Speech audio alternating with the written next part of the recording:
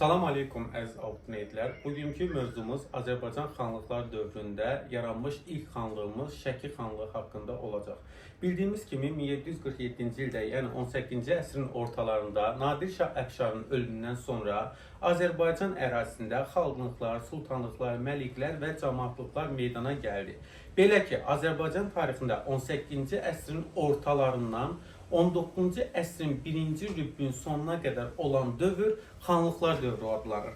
Yəni bizdən soruşsalar ki, 18-ci əsrin ortalarından 19-cu əsrin 1-ci rübünün sonuna qədər olan dövr nə adlanır? Xanlıqlar dövrü adlanırlar. Bu dövrdə də 9-11-ci əsrlərdə Azərbaycanda baş verən feodal dağınıqlıqlar məhz 18-ci əsrin ikinci yarısında da mövcud olmuşdu. 9-11-ci əsrdə olduğu kimi 18-ci əsrin ikinci yarısında feodal dağınıqlıqların meydana gəlməsinin əsas səbəbi feodallar arasında münasibətlərin kəskinləşməsi idi. Bu dövrdə 18-ci əsrin ortalarından 19-cu əsrin 1-ci rübünə qədər dedik ki, Azərbaycan tarixindəki olan dövr xanlıqlar dövrü adlanır. Və bu dövrdə xanlıqların meydana gəlməsinə səbəblər var idi. Bunlar iqtisadi əlaqələrin zəifliyi, natural təsərrüfatın mövcudluğu, müxtəlif çəki ölçü pul vahidlərinin tətbiqi, feodalların müstəqilliyə can atması, feodal pərəkəndlik və mərkəzi hakimiyyətin zəifləməsi idi. Deməli, 18-ci əsrin ortalarında Azərbaycanlıqda xanlıqların meydana gəlməsinə nə şərait yaratdı? 1. Yenə deyirik, iqtisadi əlaqələrin zəif olması, natural təsərrüfatın mövcudluğu. 2. Müxtəlif çəki ölçü pul vahidlərinin tətbiq edilməsi. 3. Feodalların müstəqilliyə can atması. 4 isə feodallar arasında müharibələr, mərkəzi hakimiyyətin zəifləməsi. Məhz bunlar Azərbaycanda xanlıqların meydana gəlməsinə şərait yaratmışdı. Azərbaycanın cənubunda, şimalında xanlıqlar yaranmış, həmçinin məliklər, sultanlıqlar və camaatlıqlar da meydana gəlmişdi. Bunlar hər biri özlüyündə müstəqil feodal hakimliyi idi. Hər birinin özünün ordusu, mərkəzi və komutanı vardı. Yəni hər biri özlüyündə siyasi qurum idi. Azərbaycan ərazisində meydana gəlmiş ilk xanlıq isə 1743-cü ildə Hacı Çələbi xan tərəfindən əsası qoyulmuş Şəki xanlığı idi. Hacı Çələbinin hakimiyyət illəri 1743-1755-ci illəri əhatə edir. Hacı Çələbi 1743-cü ildə hələ Nadir Şah Əfşar həyatda olarkən onun hakimiyyətinə qarşı çıxaraq müstəqil Şəki xanlığını yaratdı. Beləliklə, Azərbaycanda meydana gəlmiş ilk xanlıq Şəki xanlığı 1743-cü ildə yaranmış oldu. Lakin Nadir Şah 1743-44-cü illərdə Şəki xanlığına hücumu nəticəsində Hacı Çələbi əhalini Gələsən Görəsən qalasına köçürtdü. Burada isə ərzaq çatışmamazlığı səbəbi ilə Hacı Çələbi xan Nadir Şahın hakimiyyətini tanımaq şərti ilə və vəkil vəzifəsində qalmaqla Nadir xanın hakimiyyətini tanıdı, Nadir Şahın. Deməli, 1743-cü ildə Hacı Çələbi xan Şəki xanlığını yaratdı. Nadir Şaha qarşı mübarizədə əhalini Gələsən Görəsən qalasına köçürtdü və ərzaq çatışmamazlığı səbəbi ilə vəkil vəzifəsində qalmaq şərti ilə Nadir Şahın hakimiyyətini tanıdı. 1747-ci ildə isə Nadir Şah öldükdən sonra 1747-ci ildə bilirik Nadir Şah öldü. 1747-ci ildə Nadir Şah öldükdən sonra Hacı Çələbi xan Şəki xanlığının müstəqilliyini yenidən bərpa etdi. Yaratmadı, bərpa etdi. Yaratmışdı 1743-cü ildə. 1747-ci ildə isə Nadir Şah vəfat etdikdən sonra yenidən Şəki xanlığının müstəqilliyini bərpa etdi. Biz digər xanlıqlarda keçəcək ki, 1747-ci ildə Nadir Şah öldü, yarandı. Amma Hacı Çələbi xanda Şəki xanlığı sadəcə olaraq müstəqilliyi 1747-ci ildə bərpa edilmişdi. Özü də yaranmışdı Şəki xanlığı 1743-cü ildə. Məhz Şəki xanlığının yaranması Azərbaycan dövlətçilik ənənələrinin bərpası demək idi. Hacı Çələbi xan Şəki xanlığını yaratdıqdan sonra Azərbaycanı vahid bir dövlətdə birləşdirmə siyasəti yeritdi. Yəni Azərbaycanı Şəki xanlığı ətrafında birləşdirmə siyasəti yeritdi.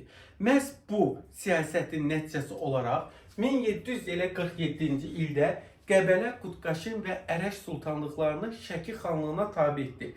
Neçənci ildə? 1747-ci ildə.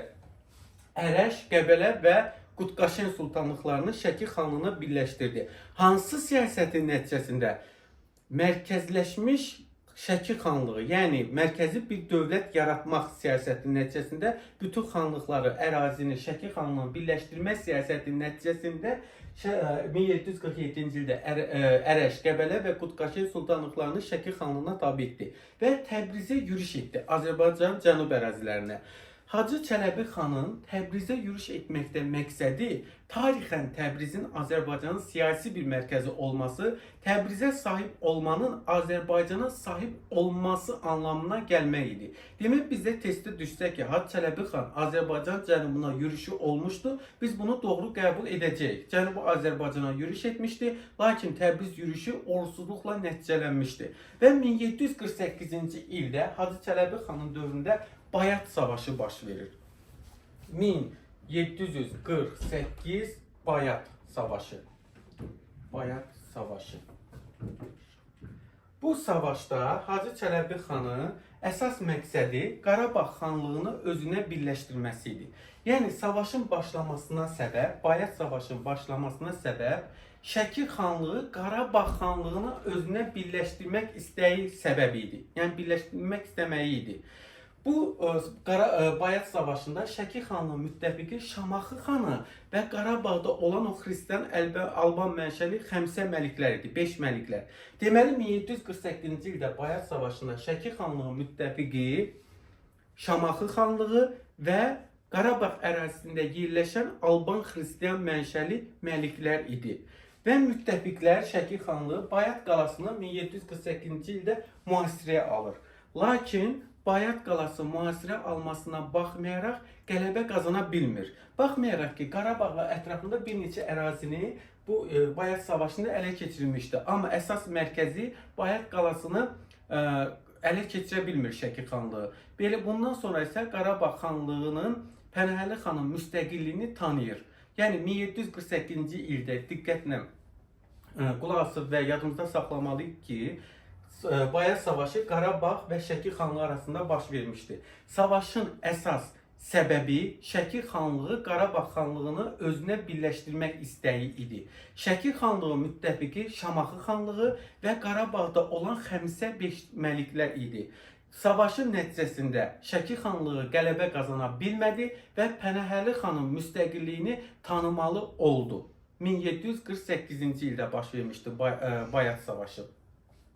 Bu dövrdə Azərbaycanda vahid dövlətin olmaması xarici hücumlar üçün əlverişli şərait yaradırdı. Bunlardan biri isə Kartli Kaxetiya çarlığı idi. Kartli Kaxetiya çarlığı 1744-cü ildə Nadir Şah Əfşar Teymurazı, 2-ci Teymurazı Kartliyə hakim təyin etmişdi. Teymurazın oğlu 2-ci İraqlını isə Kaxetiya təyin etmişdi. 1762-ci ildə isə 2-ci Teymuraz vəfat etdikdən sonra İraqli Kartlini də Kaxetiyanı birləşdirərək vahid Kartli Kaxetiya dövlətinin çarlığının belə deyə hakimi olmuşdu və o Azərbaycanın şimal-qərb torpaqlarına yürüş edirdi. Bu yürüşlərdən biri də Carbalakana olmuşdu ki, 1751-ci ildə Carbalakan yürüşündə Hacı Çələbi xan həmin o gürcü çarlarını məğlub etmişdi. Ümumiyyətcə Şəki xanlığının Azərbaycan tarixində ən güclü mövqeyi, yəni ən əhəmiyyətli mövqeyi ondan ibarət olmuşdu ki, həm Azərbaycanın dövlətçilik ənənələrinin bərpa edilməsində mühüm rol oynamış, eyni zamanda Azərbaycanın şimal-qərb torpaqlarını yadelli basqınlarda qorunmasında müstəsna əhəmiyyəti olmuşdu. 1752-ci ildə isə Qızılqaya xəyanəti baş verdi. Bu xəyanətin əsas təşkilatçısı 2-ci İraqli olmuşdu. 2-ci İraqli parçala hökm sür siyasəti yeridərək Qarabağ, Qaradağ, Gəncə, Naxçıvan və İrəvan xanlıqları ilə Şəki xanlığına qarşı ittifaq yaratdı. Demək, 2-ci İraqlinin başçılığı ilə hansı xanlıqlar Şəki xanlığına qarşı ittifaq yaratdı? Qarabağ, Qaradağ, Gəncə, Naxçıvan və İrəvan xanlıqları. Lakin 2-ci İraqli Gəncədə Qızılqaya deyilən yerdə həmin xanları əsir götürdü. Bəs 2-ci İraqlinin məqsədi nə idi? İttifaq yaradıb onları əsir götürdü. Çünki 2-ci İraqli bu xəyanət prosesini təşkilatçısı olaraq bunu yerinə yetirməkdə məqsədi, yəni xanları əsir götürməkdə məqsədi, əsir götürmüş xanları özündən asılı vəziyyətdə salmaq idi. 1752-ci ildə isə Elə həmin ildə Hacı Çələbi xan, yəni Qızılqaya xəyanətinin baş verdiyi ildə Gürcü çarı 2-ci İraklını məğlub edərək əsir götürmüş xanları, yəni bir də təkrar edirəm, Qarabağ, Qaradağ, Gəncə, Naxçıvan, İrəvan xanlarını əsirlikdən azad edir. 1752-ci ildə eyni zamanda Gürcü çarlığının nəzarətində olan, vaxtilə 1736-cı ildə Nadir Şah Əfşar Muğanda şah seçilməsinə etiraz olan Kəbirli 32 Cavanşir tayfalarını, Qarabağ tayfalarını bildiyimiz kimi cəzalandırmaq üçün Qarabağ bəylərbəyiliyinə aid olan Qazax, Şəmşəddil, Borçalı ərazilərini Gürcü çarlığına vermişdi 1736-cı ildə. Məhz həmin o ildə 1736-cı ildə Gürcülərin nəzarətində olan Qazax, Şəmşəddil və Borçalını 1752-ci ildə Şəki xanı Hacı Çələbi xan Şəki xanlığına birləşdirdi. Oğlu Ağakişi bəy isə buranın idarəsinə tapşırdı. 1752-ci ildə Gürcülər Carbalakana yürüş edərkən onları məğlub etdi və Carbalakənin də nəzarətini götürdü. Demək 1752-ci ildə Hacı Çələbi xan Qazax, Şəmşəddil, Borçalı və Carbalakəni, bu üçü Qazax, Şəmşəddil, Borçalını Şəki xanlığına birləşdirdi. Carbalakəni isə öz hakimiyyəti altına aldı. 1755-ci ildə Şamaxı xanlığına aid olan Şirvana yürüş etdi. 1755-ci ildə. Lakin Qubalı Hüseyn Əli xanın Şamaxı xanlığına kömək etməsi nəticəsində Hacı Çələbi xanın Şirvana yürüşü uğursuzluqla nəticələndi. Deməli, Hacı Çələbi xanın Şirvana yürüşündə uğursuzluqla nəticələnməsinin səbəbi nə oldu? Qubalı Hüseyn Əli xanın Şamaxı xanlığına kömək etməsi idi. Və Hacı Çələbi xanın demək Şamaxı xanlığını özünə tabe etmə və Ağsunu ələ keçirmə planı iflasa uğradı. Bunu da yenə təkrar edirəm. Əsas səbəbi Qubalı Hüseyn Əli xanın Şamaxı xanlığına kömək etməsi idi. Hacı Çələbi xanın fəaliyyəti həm Hacı Çələbi xanın dövründə Şəki xanlığı, yəni Hacı Çələbi xanın fəaliyyəti nəticəsində Şəki xanlığı Azərbaycanın ən güclü siyasi qurumlarından birinə çevrilmişdi. Kimin dövründə? Hacı Çələbi xanın dövründə Şəki xanlığı Azərbaycanın ən güclü siyasi qurumlarından birinə çevrilmişdi. Və Şəki xanlığında Hacı Çələbi xan digər xanları da özünə tabe etmək, yəni Azərbaycanın birləşdirmə siyasətinin baş tutmamasının əsas iki səbəbi vardı. Bunlardan biri xanlıqlar arasında daxili çəkişmələr və ara müharibələri, ikincisi isə iqtisadi əlaqələrin zəifliyi və xarici qüvvələrin müdaxiləsi idi. Demək, Hacı Çələbi xana vahid Azərbaycan dövləti yaratmaq, yəni Azərbaycan dövlətinin ərazisini bir xanlıqda birləşdirmək siyasətinin iflasa uğramasının əsas səbəbi 1. Xanlıqlar arasında daxili çəkişmələr, ara müharibələri, 2 isə iqtisadi əlaqələrin zəif olması, xarici qüvvələrin, yəni xarici ölkələrin müdaxiləsi idi. Hacı Çələbi xan Şəki xanlığında hakimiyyəti dövründə, yəni 1743-1755-ci il hakimiyyəti dövründə Şəki xanlığında quruculuq, abadlıq işləri də görmüş, Şəkidə məscid, mədrəsə, ictimai binalar tikdirmiş, həmçinin vergi sistemində nizamlanmışdı. 1755-ci ildə Hacı Çələbi xan vəfat etdikdən sonra hakimiyyətə Ağakişi bəy 1755-1759-cu illərdə hakimiyyətdə olmuşdu. Biz Ağakişi bəy dedik ki, 1752-ci ildə Hacı Çələbi xan Gürcüləri məğlub edərək Qazax, Şəmşəddil, Borçalını Şəki xanlığında birləşdirərkən həmin o üç bölgənin idarəsini Ağakişi bəyə vermişdi. Və Ağakişi bəy də atası Hacı Çələbi xan vəfat etdikdən sonra 1755-dən 59-cu ildə hakimiyyətdə oldu. Lakin Ağakişi bəy sui-qəsd nəticəsində öldürüldü. Onu öldürən isə Dağıstan hakimi qaynatası olan Məhəmməd xan öldürdü və o hakimiyyətə gəldi Şəki xanlığı. Yalnız onun hakimiyyəti 40 gün çəkdi, taxtdan salındı. Ağakişi bəyin 1759-cu ildə sui-qəsd nəticəsində öldürdükdən sonra Şəki xanlığında hakimiyyət uğrunda mübarizə başladı. 1759-1779-cu illərdə, yəni 20 il ərzində Şəki xanlığını Hüseyn xan idarə etmişdi. Məhz Hüseyn xanın hakimiyyəti dövründə də, yəni bu 20 il ərzində hakimiyyət uğrunda mübarizə yenə də gedirdi.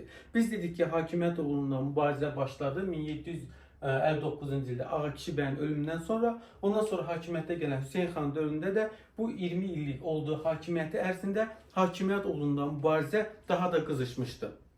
Hüseyn xan Urmiyalı Fətəli xan Əfşarın köməyi ilə hakimiyyətə gəlmişdi.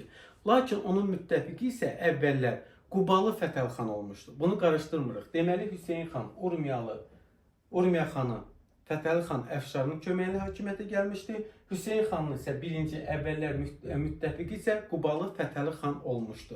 Və onlar, yəni Şəki xanı Hüseyn xanla Quba xanı Fətəli xan 1767-ci ildə Şamaxı xanlığını işğal edərək öz aralarında bölüşdürdü. Lakin sonradan müttəfiqlik arasında düşmənçilik meydana gəldi. Bunun da isə səbəbi Şamaxına tam sahib olmaq idi. Dedi axı 1767-ci ildə birləşdilər, Şamaxını işğal edərək öz aralarında bölüşdürdülər. Şəkili Hüseyn xanla Qubalı Fətəli xan.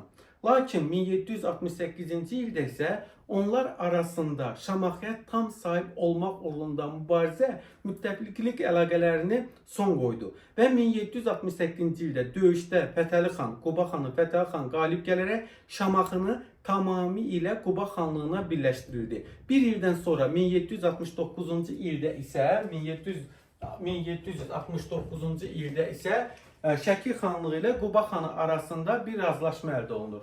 Bu razılaşmaya əsasən Şəki xanı, yəni Hüseyn xan lazım gəldikdə Quba xanına hərbi köməklik göstərməli idi və Şəki xanı Şamaxı xanının daxili işlərinə qarışmamalı idi. Bir də təkrar edirik. 1767-ci ildə Qubalı Fətəli xanla Şəkili Hüseyn xanı birləşmiş qüvvələrə Şamaxını işğal edir, öz aralarında bölüşdürür. Sonradan Şamaxıya tam sahib olma uğrunda onlar arasında mübarizə başlayır. Bu mübarizədə Qubalı Fətəli xan 1768-ci ildə qalib gələrək Şamaxını tamamilə Quba xanlığına birləşdirir. 1769-cu ildə isə Quba xanlığı ilə Şəki xanlığı arasında müqavilə imzalanır. Bu müqaviləyə əsasən Şəki xanlığı lazım gəldikdə Quba xanlığına hərbi yardım göstərməli idi və Şəki xanlığı Şamaxı xanının daxili işlərinə qarışmamalı idi. 1779-cu ildə də Hüseyn xan Ağakişi bəydə olduğu kimi sui-qəsd nəticəsində öldürüldü. Yəni Şəki xanına bizə oxşar düşsə ki, testdə Ağakişi bəylə Hüseyn xanın oxşar cəhəti biz onların hər ikisini sui-qəsd nəticəsində öldürdüyünü də götürə bilərik. 1779-81-ci illərdə hakimiyyətdə Əbdülqadir xan gəldi 1779-81-ci ildə. 1791-1795-ci ildə isə hakimiyyətdə Məhəmməd Həsən xan oldu. Əbdülqadir xan və Məhəmməd Həsən xanın hakimiyyətdə olduğu dövrdə də hakimiyyət uğrunda mübarizə gedirdi Şəki xanlığında. Və Məhəmməd Həsən xan hakimiyyətdə olduğu dövrdə xüsusi bir qanunnamə tərtib etdi. Bu qanunnamədə Şəki xanlığında vergi, feodal münasibətlər, əhalinin hüquq və vəzifələri nizamlandı. Deməli, Şəkinin hansı xanı xüsusi qanunnamə tərtib etmişdi? Məhəmməd Həsən xan. Hakimiyyət illəri 1781-1795-ci illərdə olmuşdu. O xüsusi qanunnamə tərtib etdi və bu qanunnamada Şəki xanlığında vergi, feodal münasibətlər, əhalinin hüquq və vəzifələri müəyyənləşdirilmişdi. Bəs bizə sual versələr ki, digər Azərbaycan hökmdarlarına hansı qanunnəmələr olmuşdu? Biz Salari hökmdarı Mərzban ibn Məhəmməddə, həmçinin Ağqoyunlu hökmdarı Uzun Həsəndə bildiyimiz kimi onların da qanunnamələri olmuşdu. Digər isə Şəki xanlığında Məhəmməd Həsən xan idi. Məhəmməd Həsən xan həmçinin 1784-cü ildə 2-ci İraqlının yürüşlərinin qarşısını aldığı barədə Osmanlı dövlətinə bir məktub göndərmişdi. Biz bir şey də bilməliyik ki, Hacı Çələbi xan da Osmanlı dövləti ilə diplomatik əlaqələr yaradan ilk Azərbaycan xanlarından biri olmuşdu. Xanı yox, ilk Azərbaycan xanlarından biri Hacı Çələbi xan olmuşdu ki, o Osmanlı dövləti ilə diplomatik əlaqələr yaratmışdı. Eyni zamanda Məhəmməd Həsən xan isə Osmanlı sarayına məktub göndərmişdi ki, 2-ci İraqlının yürüşlərinin qarşısını alması barədə. 1785-ci ildə Şəki xanlığı Quba xanlığına asılı vəziyyətə düşür. 1785-ci ildə Şəki xanlığı Quba xanlığına asılı vəziyyətə düşür Məhəmməd Həsən xan dövründə. 1789-cu ildə isə Qubalı Fətəli xanın vəfat etdikdən sonra Şəki xanlığı yenidən müstəqilliyini bərpa edir. 1797-də isə hakimiyyətdə Səlim xan gəldi. Səlim xanın dövründə isə Şəki xanlığında hakimiyyət uğrunda mübarizə zəiflədi. Baxın, Ağakişi bəyin sui-qəsd nəticəsində 1759-cu ildə öldükdən sonra Şəki xanlığında hakimiyyət uğrunda mübarizə başlayır. Digər xanlıqlarda Hüseyn xandır, Əbdülqadir xandır, Məhəmməd Həsən xandır. Bunların da dövründə hakimiyyət uğrunda mübarizə qızışmış və davam eləmişdi. Lakin Səlim xan hakimiyyətə gəldikdən sonra Şəki xanlığında hakimiyyət uğrunda mübarizə zəiflədi. Bunun da əsas səbəbi ondan ibarətdir ki, 1797-ci ildə Şəki xanlığı Ağa Məhəmməd xan Qacarın tabeliğindən keçir. Ağa Məhəmməd xan Qacarın da təbii ki, o dövrdə özünə mərkəzləşmiş dövlət qurmuşdu və ona görə də ki, orada hakimiyyət ondan mübarizə gedə bilməz idi. Vahid dövlət idi Cənubi Azərbaycan istiqamətində. Və 1797-ci ildə Ağa Məhəmməd xan Qacardan asılı vəziyyətə düşür Səlim xan. Eyni zamanda 1805-ci ildə isə Kürəkçay müqaviləsi ilə Rusiya tərəfindən Şəki xanlığı işğal edilir 1805-ci ildə. Lakin Şəkinin xanlıq statusu ləğv edilmişdi 1819-cu ildə. Şəki xanlığı ləğv edilmişdi Rusiya səbəbindən. Və Şəki xanlığının sonuncu xanı olan İsmail xan Alban mənşəli Rus generalı Mətatov tərəfindən zəhərlənərək öldürüldü. Bundan sonra da Ruslar Şəki xanlığını ləğv etdi. 1805-ci ildə Ruslar Şəki xanlığını işğal etdi, daxili müstəqilliyi var idi. 1819-cu ildə isə ümumən Şəki xanlığını ləğv edərək burada komendant idarə üsulu yaradılır. Şəki xanlığında sonuncu xanı yadda saxlayırıq, İsmail xan olmuşdu. Sonuncu xan İsmail xan olmuşdu. Şəki xanlığı demək 1743-cü ildə Hacı Çələbi xan tərəfindən yaradılmışdı. İlk Azərbaycan xanlığı olmuşdu. Hacı Çələbi xanı Şəki xanlığını yaratdıqdan sonra Azərbaycanın birləşdirmə siyasəti yeritmişdi. İlk olaraq dedik 1747-ci ildə Qutqaşen, Qəbələ və Ərəş sultanlığını birləşdirmişdi. Bayat savaşında Şamaxan xanlığı ilə müttəfiq olaraq Qarabağa yürüş etsə də, onun da əsas məqsədi Qarabağı Şəki xanlığına birləşdirmək idi. Bu yürüşdə məğlub olmuşdu. Həmçinin 1752-ci ildə Qızılqaya xəyanətində isə Qarabağ, Qaradağ, Naxçıvan, İrəvan və Gəncə xanlıqları 2-ci İraqın başçılığı ilə ona qarşı, Şəki xanına qarşı ittifaq yaratmışlar. Bu ittifaq da uğursuz oldu. 1752-ci ildə Hacı Çələbi xan Şəmşəddin Qazax Borçalı ərazilərini Şəki xanlığına birləşdirirdi. Oğlu Ağakişi bəy isə ora hakim təyin etdi. Həmçinin Carbələkəni də öz himayəsi altına almışdı 1752-ci ildə. O dedi ki, onun hakimiyyət dövründə xanlığın mərkəzi digər xanlıqla özünə birləşdirə bilməməsi, yəni vahid bir dövlət yarada bilməməsi əsas səbəbi xanlıqlar arasında daxili çəkişmələr, ara müharibələrinin olması, iqtisadi əlaqələrin zəif olması və xarici qüvvələrin müdaxiləsi olmuşdu. Hacı Çələbi xan dövründə də vergi sistemini nizamlamış, həmçinin quruculuq, abadlıq işləri görmüşdü. Deməli, 1743-cü ildə yaradılan ilk xanlığımız olmuşdu. 1805-ci ildə isə Rusiya Kürəkçay müqaviləsi ilə Şəki xanlığı Rusiyadan asılı vəziyyətə düşür. 1819-cu ildə isə Alban mənşəli general Mədatovun sonuncu Şəki xanı İsmail xanı zəhərləyərək öldürür və 1819-cu ildə Şəki xanlığı ləğv edilərək burada komendant idarə üsulu yaradılır.